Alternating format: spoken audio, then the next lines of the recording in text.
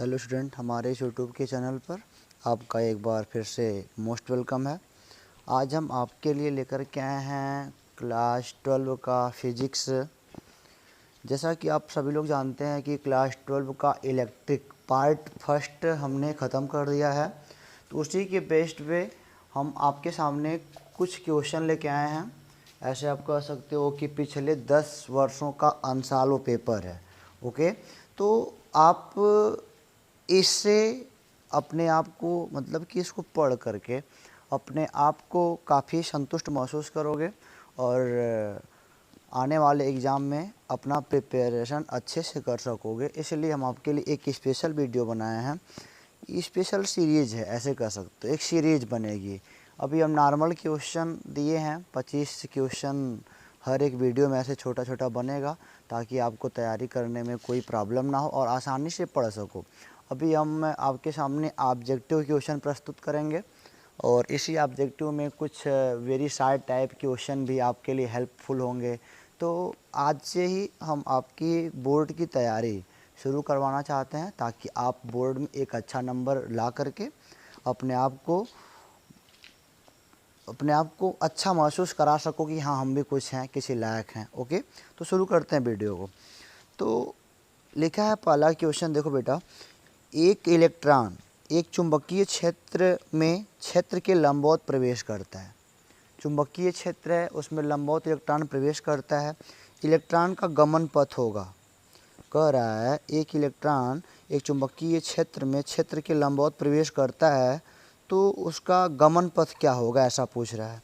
तो कोई दिक्कत ना है, आप चुंबकीय क्षेत्र में कोई इलेक्ट्रॉन दौड़ा दो और आप जानते हो कि फ्लेमिंग के दाएं हाथ के नियम से उस पर बल लगेगा, तो यानी कि आप पढ़े उसको वृत्ताकार। आप कहोगे सर पहला वाला ऑप्शन वृत्ताकार सही है। ओके, सेकेंड क्वेश्चन तो क्या कहता है, एक विद्युत क्षेत्र विक्षेपित कर सकता है। लिखा है एक विद्युत क्षेत्र विक्षेपित कर सकता है। तो मैं यहाँ पे आपको बता दूं कि एक विद्युत क्षेत्र अल्फा कणों को विक्षेपित करता है, यानी कि तीसरा वाला गुड मार लो। एक विद्युत क्षेत्र क्या विक्षेपित कर सकता है, अल्फा कणों को। ठीक है बेटा। तीसरा देखो क्या कहता है, एक विद्युत क्षेत्र वेक्टर ई में वेक्टर पी आघूर्ण वाले द्विध्रुव पर लगने वाला बल आघूर्ण है। अब इसके लिए क्या करोगे आप जानते हो कि जो वैद्युत द्विध्रुव होता है, मतलब कि समान आवेश होते हैं, छोटे मतलब कि समान आवेश मैग्नीट्यूड में और चिन्ह में विपरीत होते हैं, बहुत कम दूरी पर होते हैं। तो आपने P बराबर 2Q पढ़ रखा है, तो हमने आपको याद करा दिया। लेकिन यहाँ पे क्या होगा, आपका vector P cross vector E, क्योंकि आप जानते हो कि द्विध्रुव आपका ऐसे होता है और इलेक्ट्रिक फील्ड इधर होती है। द्विध्रुव किधर आता है, ई की ओर आता है, ठीक है ना। पी वाला ई की ओर होने के नाते यहाँ पे क्या बनता है, ई की ओर घूम के आता है, फोर्स इधर लगता है, तो वेक्टर पी क्रॉस क्या आएगा, वेक्टर ही आएगा। ओके, थर्ड नंबर क्वेश्चन अब कवर होता है। चलिए, लिखा है निर्वात की वैद्युतशीलता का मात्रक बताओ। निर्वात की वैद्युतशीलता, तो इसके लिए बेटा आपने कूलाम का नियम पढ़ रखा है कि F बराबर मतलब कि दो आवेशों के बीच लगने वाला बल F बराबर 1/4 pi epsilon not Q1 Q2 by R का स्क्वायर। वहाँ से आप एप्सिलॉन नॉट की वैल्यू निकाल लो, उसी को निर्वात की वैद्युतशीलता बोलते हैं। तो आप क्या पा जाओगे, कूलाम न्यूटन मीटर स्क्वायर, यानी कि इसका भी थर्ड वाला सही हो जाएगा। ओके, चलिए अच्छी बात है, कोई दिक्कत नहीं है आपको। अब देखिए क्वेश्चन नंबर 4 क्या कहता है। 4 हो गया। 5 क्या कहता है, एक बंद पृष्ठ के भीतर n वैद्युत द्विध्रुव हैं। क्या कहता है, एक बंद पृष्ठ के भीतर n वैद्युत द्विध्रुव हैं, बंद पृष्ठ से निर्गत वैद्युत फ्लक्स बताओ। मान लो ये कोई आपके पास बंद पृष्ठ है, इसके पास कितने भी द्विध्रुव हों, तो अगर मैं बताऊं आपको, द्विध्रुव पर नेट चार्ज 0 होता है, क्योंकि मान लो एक कोई द्विध्रुव है, इधर प्लस का Q, इधर क्या आएगा माइनस का Q। द्विध्रुव पर नेट चार्ज कितना होता है, 0 होता है। और अगर पृष्ठ के अंदर नेट चार्ज 0 है तो फ्लक्स भी कितना आएगा, 0 आ गया, यानी कि इसका चौथा वाला सही है बेटा। उम्मीद करते हैं कि आपको अच्छे समझ में आ रहा है। क्वेश्चन नंबर 6 देखो क्या कहता है, वैद्युत क्षेत्र की तीव्रता का मात्रक बताओ।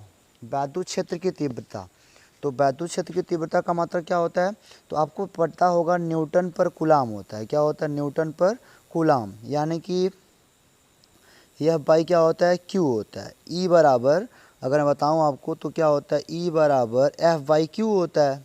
तभी तो ये बना, यानी कि F बराबर एक ही होता है। ये फार्मूला भी आपको लर्न हो गया कि F बराबर एक ही होता है, इसलिए ऐसा हुआ।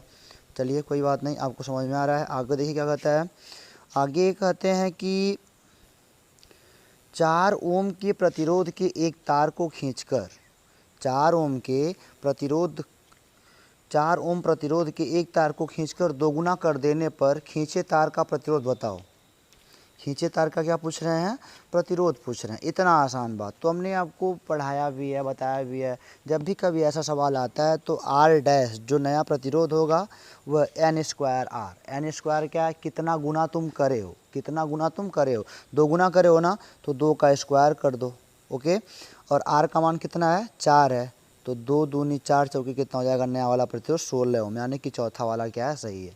कभी भी जब तार की लंबाई को खींचा जाएगा, प्रतिरोध पूछा जाएगा, तो एक ट्रिक लगाना आप, r dash is equal to n square r, जहाँ पे एन क्या है, कितना गुना तुम उसको स्ट्रेस किए हो, कितना कितना खींचे हो तुम, ठीक है ना। आगे क्या कह रहा है, परम शून्य पर शुद्ध जर्मेनियम विद्युत का होता है।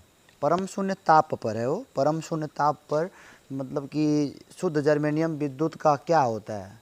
परम शून्य ताप पर जर्मेनियम को रख दिया जाए बेटा तो कुचालक होता है। मतलब परम ताप मतलब क्या, 0 केल्विन कर सकते हो। आगे लिखा है चुंबकीय फ्लक्स का मात्रक बताओ। चुंबकीय फ्लक्स का मात्रक अब चलते चलते रट सकते हो, क्या होता है, वेबर होता है। चलो कोई बात नहीं है। ये आगे पूछे हैं आपसे, एक इलेक्ट्रॉन का द्रव्यमान बताओ क्या होता है।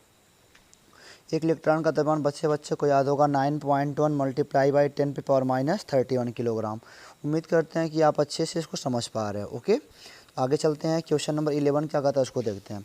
लिखा है किरचॉफ का धारा का नियम, क्या लिखा है, किरचॉफ का धारा का नियम किसके संरक्षण के परिणाम स्वरूप है।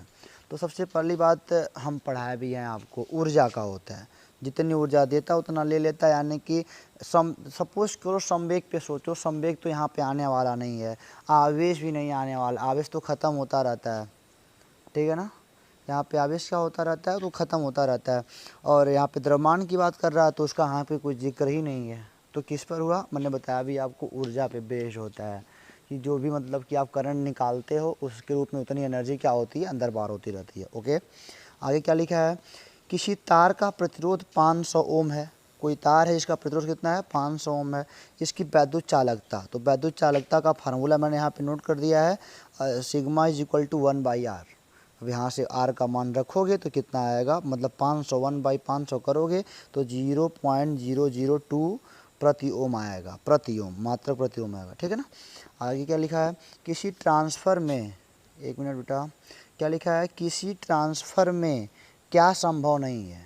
तो कोई अगर ट्रांसफ़र है, ट्रांसफार्मर है बेटा, ट्रांसफ़र नहीं, किसी ट्रांसफार्मर में क्या नहीं संभव है, तो भंवर धारा भी ट्रांसफार्मर में बनती है, प्रत्यावर्ती यानी कि अल्टरनेट भी बनती है। भंवर धारा मतलब एडी करंट होता है, जल धारा भी बनती है उसमें, लेकिन दिष्ट धारा जो है ना, दिष्ट धारा यानी कि डायरेक्ट करंट ट्रांसफार्मर नहीं दे सकता है, ये गुड मान लो आप। आगे लिखा है, निम्न में से कौन सा वैद्युत क्षेत्र की तीव्रता का मात्रक नहीं है।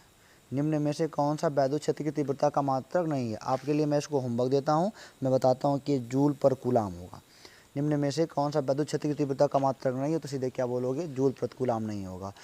और सब हैं, यानी कि वोल्ट पर मीटर भी है, न्यूटन पर कूलाम भी है, जूल पर कूलाम भी है, ठीक है।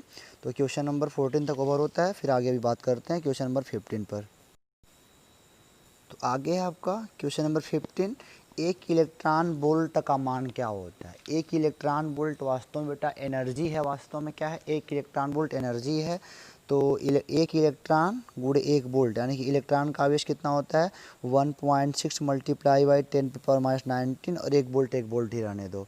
कूलाम वोल्ट मतलब कि कूलाम वोल्ट एनर्जी का ही मात्रक है, उसे जूल भी कहा जाता है।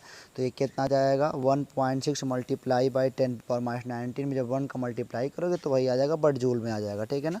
या फिर से कूलाम वोल्ट भी बोल सकते हो या जूल भी बोल सकते हो। ओके, अगला क्या लिखा है, निर्वात में वैद्युतशीलता का मात्रक, वही मतलब कि कूलाम साहब वाला, या बराबर 1/4 pi epsilon not Q1 Q2 by r का स्क्वायर पे बेस्ड है। तो मैंने भी आपको बताया था पीछे, यानी कि कूलाम का स्क्वायर पर न्यूटन मीटर का स्क्वायर होता है। ओके, विशिष्ट प्रतिरोध का मात्रक 17 क्या है, विशिष्ट प्रतिरोध का मात्रक।